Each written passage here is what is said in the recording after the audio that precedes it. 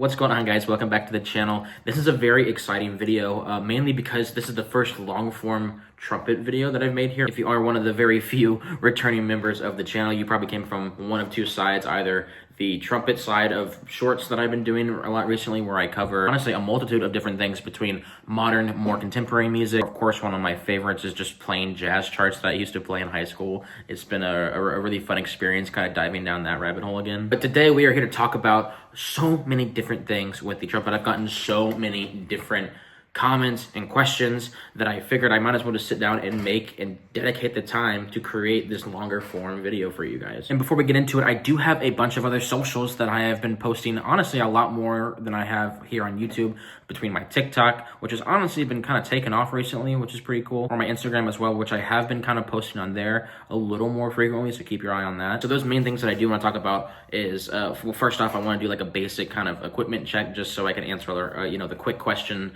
that I get all the time. Probably the most asked question I get is, what mouthpiece am I playing on, or like what trumpet am I playing on? What is my setup? So we have that. I also want to give my general kind of overview of what my warm-up typically looks like on a day-to-day basis. And the big one that I know a lot of people are actually here for is the exercises that I kind of do to work on my range, to work on the high notes. And outside of that, I do want to talk about other ways that I kind of find or make the trumpet fun, because I know that you kind of can get in that rudimentary like routine of practicing to where it just kind of sucks the fun out of it and almost starts to become a job. Okay, so horn-wise, I guess I'll just do that one first, right?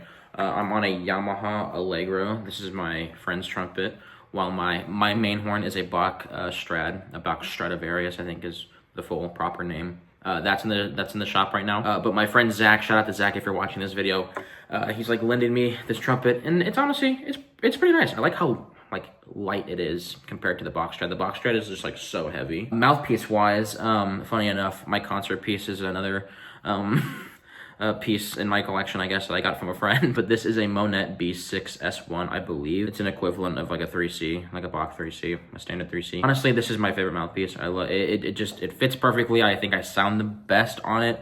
I love the warm sound that it produces. It just makes my job kind of really easy, especially when I'm playing anything lyrical. And then my lead mouthpiece, which I've been shamelessly playing on since high school, I do want to get an upgrade. I want to get off of this mouthpiece. I'm honestly so tired of it, but I do play on a Bobby Shoe lead. Don't get me wrong, it's a great mouthpiece, and you know, if you're in high school, it's great, but I want something a little more professional. What I need to do is maybe get out to like one of those. I know that they have like a lot of conventions around where, you know, mouthpiece brands bring a lot of their stuff and you can literally try them. Back to the mouthpieces real quick, I do think, and before we get into, you know, the warm-up and everything like that, you need to be using your concert mouthpiece more than anything. This is, forget about this, forget about the lead piece. Your concert piece is honestly the only way that you're gonna probably get better as a trumpet player, at least range-wise, and your overall flexibility and familiarness with the horn on your face. Using something like this that is so incredibly shallow, it's literally cheating. I've always said that if you can't do it on this, then it's cheating. If you can only do it on this, it's not real. But the point of a lead piece to me is that it's supposed to help with your endurance and it's supposed to make your job a little easier, right? Like if you're playing back-to-back shows, or you're doing what I'm doing where I'm consistently recording these back-to-back high note videos, I spend probably a solid 2 to 3 hours just recording probably one song just to get that one right take that I want to post and that I feel comfortable with posting, because I'm an incredibly shy person. And honestly, the sound that a mouthpiece like this produces anyway, it's way too bright, it's way too harsh for any sort of playing outside of that upper register, and you're trying to be super loud and annoying. Like, you would not want to pull up to your orchestra rehearsal with your Bobby Shoe lead. The better idea would probably be the Monet B6S1. Moving on from there, we are going to jump right into what my warm-up routine looks like. So before we even start playing, I'm going to take the mouthpiece out. Yep, I know, it sucks. It sucks, we hate it. But honestly, if I can't get a solid buzz to start with, then that's a problem. Typically what I will do is I will sit at my piano. I don't have my piano in front of me. I'm downstairs, my piano's upstairs, and I will literally just kind of pitch match. Here we go, so we have a C.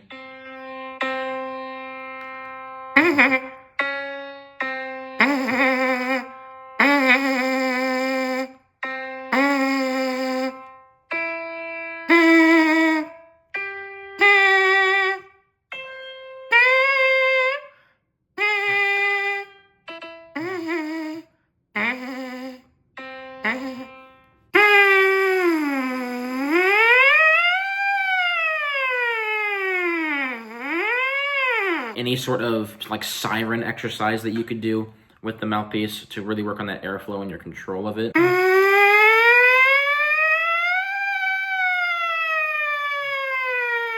So from there, we get to plug it in and start playing some notes. I'm just kidding. It's time to take out your lead pipe. You can either take it out all the way, or what I like to do is just kind of stick it back in like that. This is what it's gonna sound like. It is supposed to sound silly. It's supposed to sound goofy. It's supposed to sound like something is dying. Like the mouthpiece buzzing, this is supposed to kind of work on your airflow. I don't know about you guys, but whenever I play trumpet, my throat tends to tense up a lot. So, you know, a really good exercise, both at the beginning and at the end of your playing, is literally exactly this.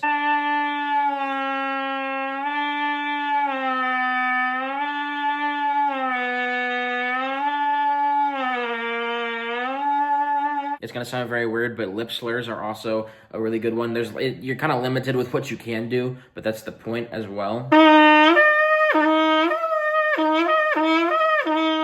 We're gonna put our tuning slide back in now, and we are now ready to start hitting the big three, which is airflow, flexibility, and dexterity. So for airflow, one of the major ones that I love to do, and you can also do this with the tuning slide out thing as well, and that'll work on your airflow and the opening of your throat and a lot of tension release as well. It's pretty great. And also, guys, all of these that I am playing, I am going to put into like a big kind of Google Drive file for you guys to access, so you'd be able to download literally everything that I'm playing, plus the full books that I'm playing. These are a classic. These are called the Chicowitz flow studies. They are amazing. I love them.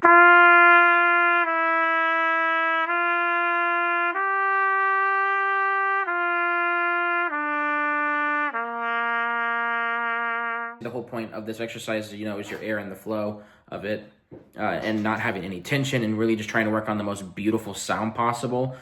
But with that said, you're not trying to serenade somebody with this. If you have a couple mistakes, if you have a couple bumps, that's okay. Stop, take a breath, and reapproach it again. Still on the same topic of the Chicowitz studies, there are a couple pages attached here as well that go all the way up, that start to work on your range as well. So you have stuff like this.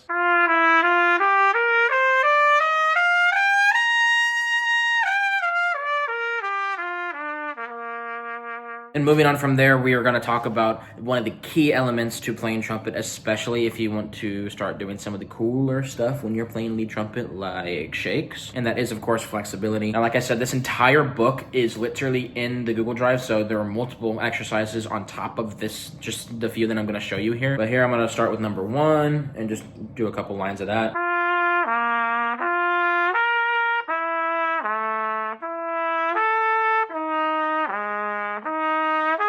Now, last but certainly not least is dexterity, one of the most important things on trumpet as well, which is why it's one of the top 3 things we're talking about. If you're a trumpet player, you knew this was coming at some point, the Clarke studies. There's tons and tons of other ones too, especially in the Arbon's book, which is also in the Google Drive. Yes, the entire Arbon's book is in the Google Drive in the description, along with the entire Clarke book. Between those 2 books, there are tons and tons of dexterity, things that work on your fingers, that work on the movement. So here is obviously the very first Clarke study.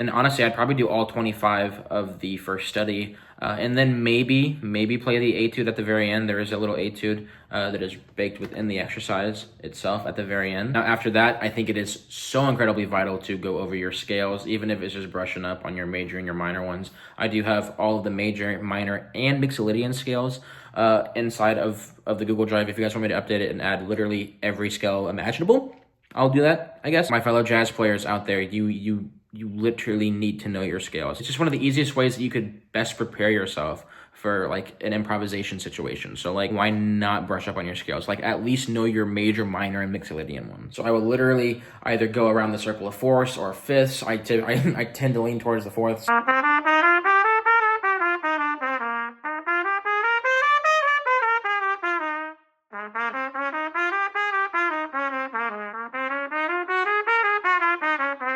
All right, we're finally here, the part where I know a lot of you, this is the entire reason why you clicked on the video in the first place, and we're gonna go over some of the things that I like to work on or do in order to work on my range. Obviously, literally everything that I talked about up until this point would help work on your range. Yes, even some of the, Clarke studies will definitely help with your range, or at the very least, your endurance is literally one of the only things that you can kind of rely on as a player. So again, going back to the Chicowitz flow study, this is one of the best ways that I kind of learned to build my range a little bit, is working from the bottom all the way up and taking your time to go through the succession of notes before you start working on, the higher ones. So you start here.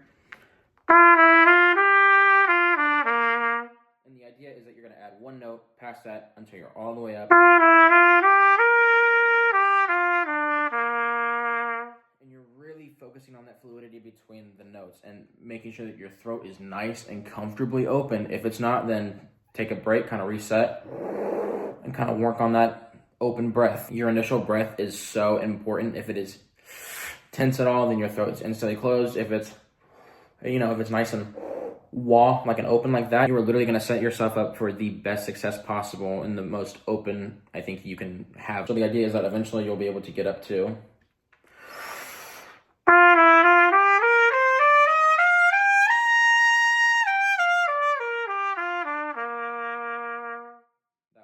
that was just a high C.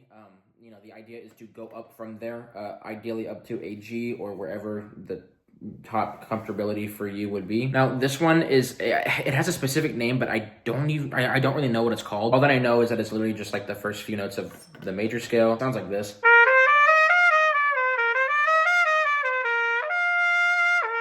Then yeah, you literally just go up from there. So the next one would be D.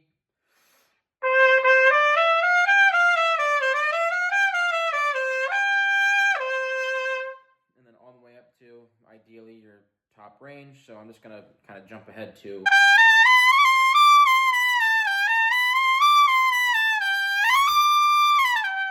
another really easy one to do is any sort of octave slurs, both with a glissandi and by slurring and hitting every single pitch on your way up. So you could do it like this or like this.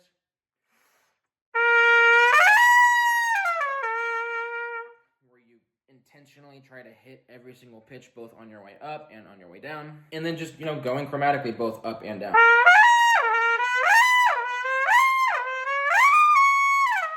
Take your time with it. It's not a race. Don't speed run it like I just did that. That's not how you actually are supposed to do it. And honestly, guys, that's kind of it in terms of, I think, exercises that I can literally give you for kind of building your range. A lot of it does come down to, I think, your ability to hear it. So you need to listen to what you're trying to play a lot. Even if it's literally just playing the horn and just trying to hit a certain note. If you're not specifically reading music or something like that, you need to be able to kind of hear what you're going for. You need to be able to hear that fifth interval. Like, you need to be able to hear that fifth interval from a C to a G. If you're trying to do like a rip up or something like that, like you need to hear it before you do it. Another thing too, it's gonna sound stupid, so you should probably only do it in the confines of your own home where nobody in your band is gonna hear you and make fun of you. Literally just take parts of your music and take it up an octave.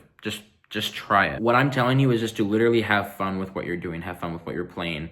Because too often, I think we get into this, and I already mentioned it earlier, we get in this kind of routine, this like regimen of practice to where it does feel like a job, like you're clocking in to do something and you're kind of losing really the joy of it. You're kind of not sure what you're doing anymore. You're not getting a whole lot out of it. And I've definitely been there before, especially when it comes to trumpet, but more specifically building range. So even if you're not finding an immediate success, even if you're practicing this for months on end and you're still not necessarily finding the success that you want, you're definitely improving. Just maybe not in ways that you're necessarily seeing right away. Because I think regardless if you add that double G to your range, or you add that double C to your range, that C is what I'm working towards right now. All the work that goes into that practice that you're trying to get to that achievement point, you're also building incredible amounts of endurance. You're just getting to know the horn a heck of a lot more than if you just weren't practicing or you didn't have that drive to accomplish that one thing that you want to do. Just make it fun, even if it is doing things like kind of playing the songs that you like to hear. Like if you've ever played a song and you're like, man, I wonder, if that would sound good on trumpet.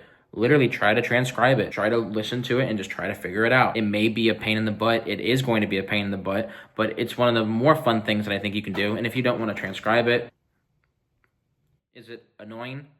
Hell yes. But it's practice. It's not meant to be pretty. Also, guys, there are tons of people on YouTube that post literal, like, sheet music for some of your favorite songs, whether it's Kendrick Lamar, whether it's SZA, whether it's Taylor Swift. So if you ever want to find something to do or find something to play, literally the internet is an endless abyss of resources for you. And hey, I have some stuff on my channel too, if you want to look at some of the stuff I've kind of transcribed or I've put in my videos as well. If there's one thing I want you to take away from this video, other than, you know, the free literal entire books of sheet music, is to never lose sight of what this is. It's an instrument. It makes music, and music is fun. It inspires people.